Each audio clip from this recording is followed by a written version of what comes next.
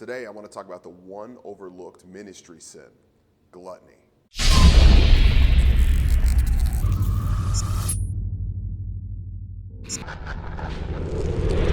In church, it's tough to get away with a lot of different missteps, and for good reason.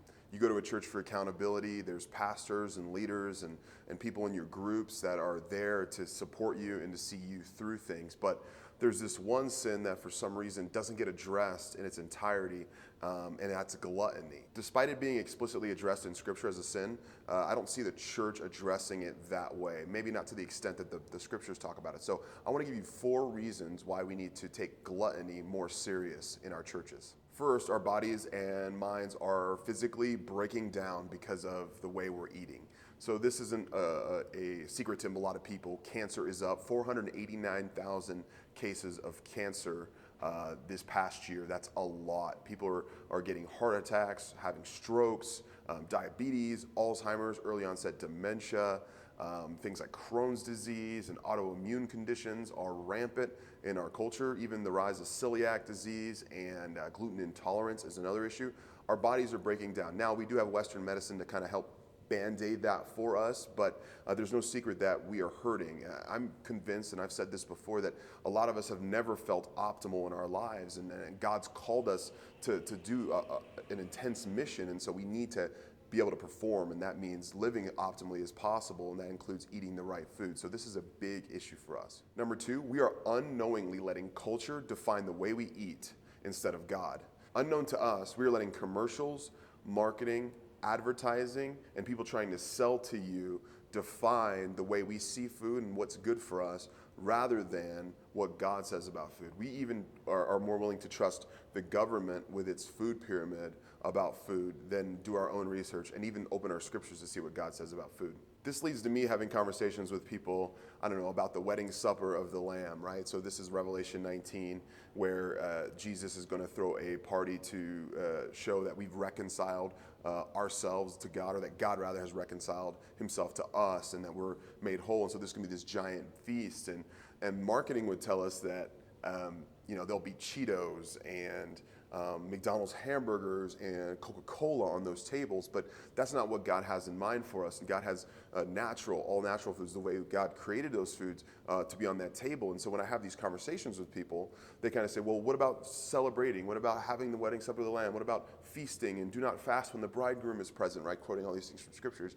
And those are all great and true scriptures, absolutely. But when we take that scripture and we put it into our United States culture, we think that celebrating means having that extra piece of cheesecake when I've already had 3, or having even more French fries for lunch because, hey, it's my daughter's birthday. So there's all these things we could kind of try to fit scripture into in our culture, but understand that our culture is absolutely shaping the way we see food, and we need to address it.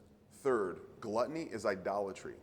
What we've done with food is we've taken it and put it on a pedestal. We're saying that food is the source for my comfort, food is the source for my despair, food is the source for my celebration. You see this play out in probably your own life or the lives of the people around you. When you get a promotion at work, what do? We have a feast. When we're depressed and our boyfriend or girlfriend breaks up with us, what do? We go to the ice cream or the wine. And when we're just having a good time, or we invite family over, what do? We eat. Everything we do in our lives, it surrounds food. And that's actually not a bad thing.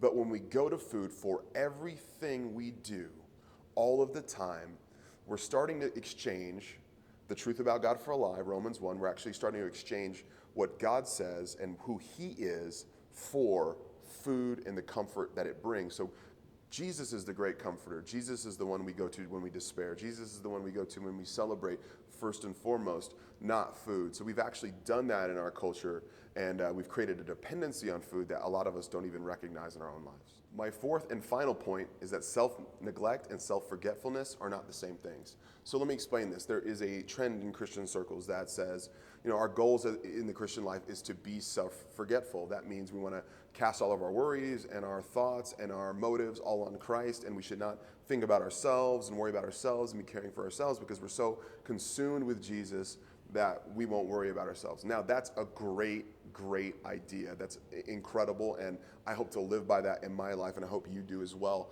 But hear me, I think that we can sometimes confuse this idea of self-forgetfulness, and it can become self-neglect in the church. So we may try to avoid the trendy hipster pastor thing by not wearing the clothes, and so we will wear normal clothes. But this also moves to our eating, and when we eat, we say, well, I don't need to have six-pack abs. I don't need to be in great shape because God is so much greater than me, and that's awesome. But what sometimes that leads us to do is it leads us to indulge in some of the food, and so we eat way too much, we gain weight, and what we're doing is we're putting our health at jeopardy. And so instead of self-forgetfulness, what we actually get is poor stewardship. And so now, while we're running the race as ministry leaders or as Christians, people of faith, we're actually shortening our race because we're not eating the way we should be, and we're not living the optimal life, so we're not able to do as much and think as well because of the way we're treating our bodies. So